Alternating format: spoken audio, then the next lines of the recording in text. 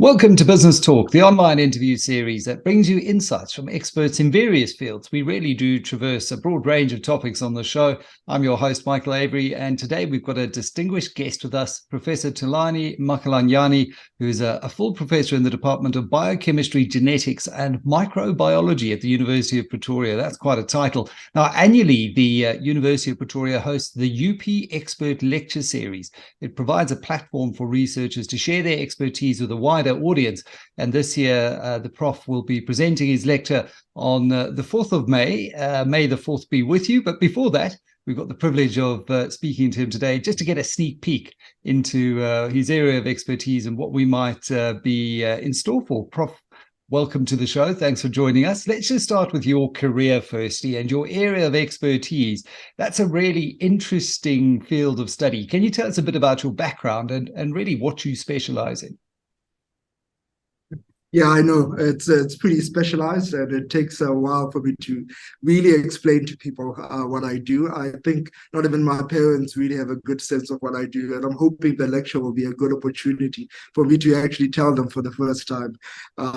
So I'm a microbial ecologist. I did a Bachelor of Science in Biology and Chemistry, and went all the way up to a PhD, where I specialized in microbiome research. Microbiome essentially describes all the microorganisms that are around us. You might know of a particular virus that's plagued us in the past 2 years. Oh, and I think that really brings it home in a meaningful way to so many people, given the pandemic and how overnight almost we saw everyone become armchair epidemiologists. But what does one need to study to do the work that you do? Tell me a little bit about your academic pursuit. Yeah, so I did a Bachelor of Science in Biology and Chemistry at undergrad. I did an honors degree in microbiology, and then I did a master's and PhD, where I specialized further. So when you're doing a master's and a PhD, essentially what you're doing is taking a research project and working on it. The idea is that at the end of it, you know more about that little project than anyone else in the world. And so what I studied were microorganisms that are found in Antarctica under cryptic rock communities. And so I worked on understanding how they evolved, where they come from, and what communities constitute these microorganisms. Now, that sounds like a thesis paper that I'd actually love to read, to be honest to you. Now, I believe you're going to be speaking at the 31st Expert Lecture Series, which is hosted by the University on the 4th of May, as I said in my introduction. So tell us a little bit more about what you're going to be wowing the audience with on the 4th of May. Yeah, Michael, thanks a lot for the question. So the main thing that the Expect Lecture series allows us to do is to showcase the research that we do at the university and communicate it to a broader audience. So my topic will be focused on the microbiome. The microbiome really is a word that describes the microorganisms that live inside us and also live outside us. So in the past few years, there's been a growing body of research that has focused on really giving names to some of these organisms, telling us who they are, and also describing some of their functions. Just to give you a bit of an overview, there's essentially billions of microorganisms out there, but we know essentially very little. So less than 3% of these microbes have been characterized. And the problem is even more stark when you look at African systems that are essentially compared to populations in the northern hemisphere or even microbiomes in the northern hemisphere have remained essentially understudied. So what I hope to do during the Expect Lecture is essentially give an overview of the research that we do at the University of Pretoria and make a strong case advocating for why we need to study microbiomes inside us and also those that live outside of our environment. And, my partner is quite a health nut, and she keeps on talking to me about my gut. And she said, you've got to, whenever I'm unwell, she says, it's your microbiome. You've got to go have a look at your gut and your gut health. So, I mean, she would love to attend this. Can you just explain to our viewers how microbiome research is used in the field of human health? As you say, they live in us, they live around us. How is it used specifically in the field of human health? Yeah, so classically, what people have known quite a lot about are the microorganisms that make us sick. So pathogens. So if you've got, a strep infection or E. coli infection, that might give you a little bit of a runny tummy and disturb your gut microbiome. But in the past 10 or 20 years or so, our knowledge of the microbiome has advanced quite a lot. So we know that essentially the microbiome, in addition to containing organisms that make us sick, also contain a host of other organisms that give us beneficial ecosystem products, right? So what I've said is that there's essentially millions of microorganisms. Some of those are in our guts. There's a connection between us, the food that we eat, and the environments that we are around. So that concept has been increasingly better understood now through what is called the One Health principle, that essentially tries to connect us humans with our environments and also the animals that surround us. So back to the microbiome, especially the microbiome in our gut. We know that microbes help us or our bodies digest certain metabolites that our bodies cannot break down without the help of these microorganisms. So we also know that through what is known as the gut-brain barrier, microorganisms can also play other profound roles, influencing things like our weight. Microbes have also been thought to play a role in terms of neurodegenerative disorders like Alzheimer's. So essentially, there's a lot that microbes actually do that we have not understood yet. And that's where our body of research also aims to sort of fit in. That's very exciting because, I mean, within that, potentially one could unlock new, interesting insights and hopefully solutions when it comes to weight gain, for example. And we know how the world is going through this obesity crisis at the moment, and that impacts all kinds of personal health issues. It impacts economies and GDP and all of that. So very interesting. What other areas of human life can microbiome research contribute towards, and how? Yeah, so I mean, you've mentioned in terms of the gut health, right? There's an emerging area of research called precision medicine. So in addition to controlling your weight, we know that the type of medication that we take in often is developed in areas like the United States, where it's tested on individuals that have a gut microbiome that's very different from those of Africans.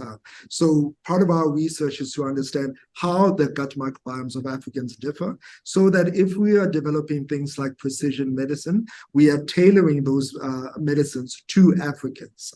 Our diets are very different. We rely on diets that, tend to rely on fermentation type products all across Africa. So that definitely has an impact on your gut health and also how you take in certain medications. So that's one aspect that's related to gut microbiomes. We know that microbes are also important in their relationships with plants. So without plant microbe interactions, plants are not able to photosynthesize. So with increasing climate change, it's important for us to understand exactly what type of microbes are associated with African crops and how they might be impacted by things like climate change, so that we can better, develop technological plants that are able to resist, for instance, stress responses that come from the effect of climate change. So that's another example. But essentially, if you think of any of the United Nations Sustainable Development Goals, I can tell you what role microbes have in each of those. And my point would be that underpin essentially all areas of sustainable development. Yeah, I mean, it's foundational to life on Earth, really. I mean, it's surely extremely challenging, though, to study organisms that are so minute, so tiny, they're effectively invisible. I'm sure you've got powerful microscopes. I mean, what are the biggest challenges in this regard of studying such small organisms? Yeah, so in this case, what we do is so-called culture-independent work, right? So classical microbiology relies on you taking a microorganism or a sample from the environment, growing it in the lab, But we've discovered that, less than 3% of microorganisms are able to grow in this way.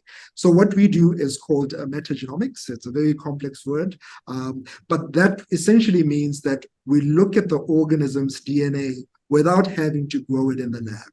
So what it means is that, I often have to do extractions in a lab, work on solutions that are, essentially blank, and trust that there is sufficient DNA up to the point where I'm sequencing it.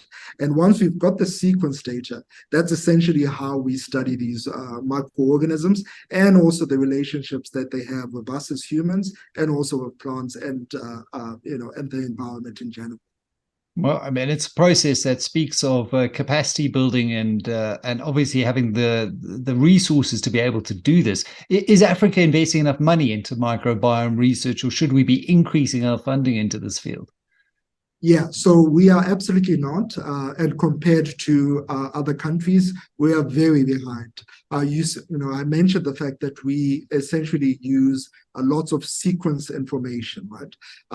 And this essentially, if you take a swab, you'll find microorganisms in that swab. And if you were to sequence those, you might produce a file that's essentially 100 gig of data. And the more you actually analyze the data, the data output increases and increases. That means that you need very large servers to be able to study and also store that data. And at the moment, we rely on repositories or databases that are housed in the US, right? So that's one of the things that we actually need to work on quite strongly. You rely on very strong computational facilities to be able to analyze the sequence data. And that's another part which needs quite a large amount of investment. Also acquiring the genetic information, the sequence data that I've talked about, is not a very cheap process. So that in itself explains why, when you look at a global map, Africa is essentially a very dark spot in terms of the available sequence data. So it's quite expensive. You do require a lot of resources in order to generate the data, and also train the students to be able to look at the sequence data and actually make sense of it to a point where it decontextualizes the sequence information and provides meaningful insight. Well, hopefully, I mean, as you mentioned, each one of the Sustainable Development Goals can be traced back to an underpin in this field of research. So hopefully we can find a concessional grant or other kinds of funding flowing into this field for Africa, similar to the way we did for the JET-P around our just transition, because it's a critically important area of study. How can viewers attend your lecture on the 4th of May if they're interested in learning a little bit more about this fascinating field? Yeah, Michael, I think that's you've hit the nail on the head in a sense that what we need to do is start as scientists communicating what we do. And the lecture on the 4th of May can be attended virtually. There's a link on any of the University of Pretoria social media pages that will allow people to attend the lecture either in person here at the University of Pretoria in Hatfield, or attend virtually. So if your viewers follow the link on the UP platforms, they'll be able to register for this lecture. Fantastic. And I'll share that on my socials as well. And if time and diary permits, I'll certainly be tuning in virtually. Thank you very much, Professor Makhalanyane, for sharing your expertise with us today on Business Talk. Insights into the microbiome, which is absolutely fascinating. I certainly learned so much today. We're looking forward to your upcoming lecture at the University of Pretoria. So make sure to mark your calendars for the 4th of May. And for more information, you can visit businesstech.co.za. Thank you for tuning in, and we'll see you next time on Business Talk.